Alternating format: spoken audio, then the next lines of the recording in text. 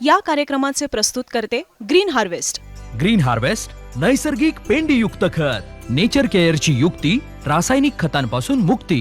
Green harvest. पक्षातल्या 6 खासदारांनी बंडखोरी करून एकनाथ शिंदे यांच्या शिवसेनेमध्ये प्रवेश केल्यानंतर उद्धव ठाकरे यांनी काल मुंबईमध्ये त्यांच्या पक्षाच्या आमदारांची एक महत्त्वाची बैठक बोलावलेली होती.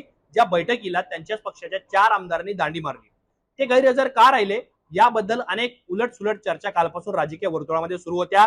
शिवसेना नेते रामदास कदम यांनी उद्धव ठाकरे यांच्या गटातले आणखी काही लोक फुटू शकतात असं सूचक विधान केलं आणि त्यामुळे सुद्धा उद्धव ठाकरे यांनी मुंबईमध्ये बोलावलेल्या बैठकीला विधानसभेचे 3 आणि विधान परिषदेचा 1 आमदार का हजर राहिला नाही याबद्दलचे अनेक कारण शोधले जातात किंवा त्याबद्दलची चर्चा सुरू आहे. पण आता जी माहिती हाती आलेली आहे त्यानुसार जे आमदार बैठकीला गैरहजर होते ते कोण होते, त्यांनी कुठली कारणं उद्धव ठाकरे यांना सांगितलेली आहे, ते का मुंबईमध्ये पोहोचू शकले नाही, कुठले आमदार या बैठकीला हजर होते, जे आमदार बैठकीला गैरहजर होते त्यांची नावं काय आहेत, त्यामागची राजकीय समीकरणं काय आहेत, त्यांच्याबद्दल नेमकी चर्चा काय सुरू आहे, या सगळ्या प्रश्नांची उत्तरं मी तुम्हाला या व्हिडिओच्या माध्यमातून सांगणार आहे. नमस्कार, मी या ठिकाणी मुंबई तक मध्ये तुम्हा सर्वांचं स्वागत आहे. तर सगळ्यात आधी उद्धव ठाकरे यांचे विधानसभेचे 20 आमदार आहेत आणि 6 ते 7 आमदार हे विधान परिषद आहेत. तर 20 पैकी 17 आमदार विधानसभेचे त्या बैठकीला हजर होते. त्यांची नावं मी तुम्हाला सांगणार आहे आणि सोबतच एक विधान परिषदेचा आमदार सुद्धा बैठकीमध्ये हजर नव्हता.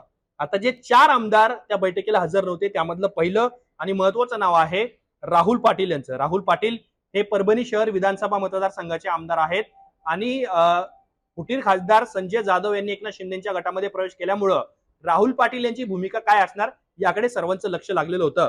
पण राहुल पाटील बैठकीला नव्हते. त्यांनी पक्षाला काय कळवलं, कारण विधान परिषदेची निवडणूक होती परभणी आणि हिंगोलीचे, तिथे एकनाथ शिंदे यांच्या शिवसेनेचा विजय झाला. पण त्या विधान परिषदेच्या निवडणुकीत व्यस्त असल्यामुळं ते मुंबईत येऊ शकले नाहीत असा मेसेज त्यांनी उद्धव ठाकरे यांच्या पक्षाला पोहोचवलेला आहे. ते बैठकीला हजर नव्हते. दुसरं महत्वाचं नाव याच्यामध्ये कोणतं आहे तर कलिना विधानसभा मतदारसंघाचे आमदार संजय पोतनीस यांचं.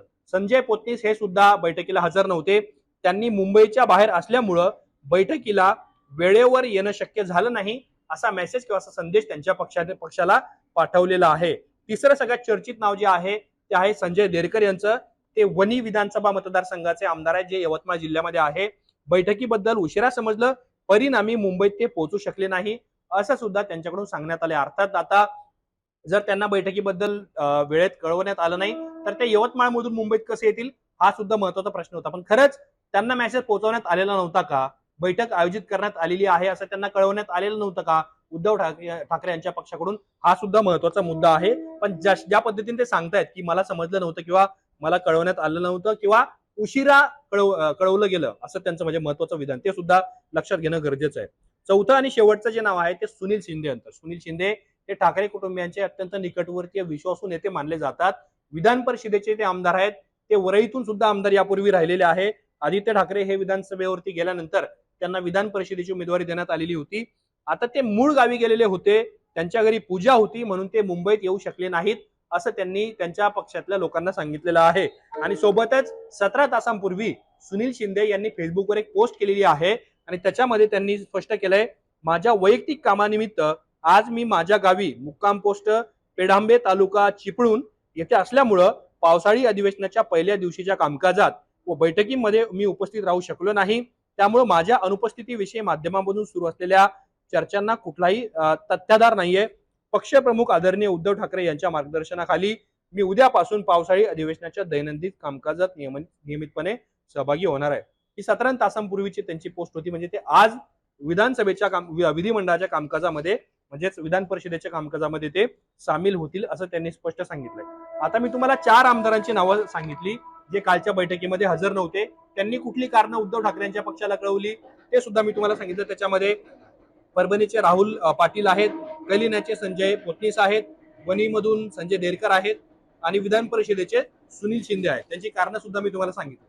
पण असे कुठले आमदार होते जे उद्धव ठाकरे यांच्या बैठकीला उपस्थित होते, त्याच्यामध्ये विधानसभेचे सुद्धा आमदारांची यादी माझ्याकडे आहे आणि विधान परिषदेचे कुठले कुठले आमदार त्या बैठकीला होते त्यांची नावं सुद्धा आता समोर आलेली. त्याच्यामध्ये विधान परिषदेचे आमदारांचा जर विचार केला तर बाळा नर, नितीन देशमुख, सुनील राऊत, अजय चौधरी, प्रवीण स्वामी, गजानन लवटे, हरुण खान, आदित्य ठाकरे, कैलास पाटील, सुनील प्रभू, वरुण सरदेसाई, भास्कर जाधव, मनोज जामसुदकर, बाबाजी काळे, सिद्धार्थ खरात, दिलीप सोपल आणि महेश सावंत म्हणजे मुंबईतल्या आमदारांच्या सोबतच ठाकरेंचे महाराष्ट्र मुंबईच्या बाहेर जिथं जिथं म्हणजे मुंबईपासून अंतर फार दूर आहे असे सुद्धा आमदार मुंबईमध्ये पोहोचलेले होते. म्हणजे देरकरांचं नाव जर वगळलं तर एवढे आमदार विधानसभेचे जे उद्धव ठाकरे यांच्या बैठकीला म्हणजेच शिवसेना उद्धव बाळासाहेब ठाकरे गटाच्या बैठकीला कालच्या हजर होते. विधान परिषदेच्या आमदारांचा जर विचार केला तर त्याच्यामध्ये सचिन अहिर, जमो अभ्यंकर, अनिल परब, मिलिंद नार्वेकर आणि अंबादास दानवे तर हे आमदार विधान परिषदेचे आहेत जे उद्धव ठाकरे यांनी बोलावलेल्या आमदारांच्या बैठकीला हजर होते. त्यामुळं जी 4 आमदारांच्या बद्दल चर्चा सुरू आहे, शिवसेनेकडून एक प्रकारे त्यांना डिवचण्याचा प्रयत्न रामदास कदमांनी केलेला आहे.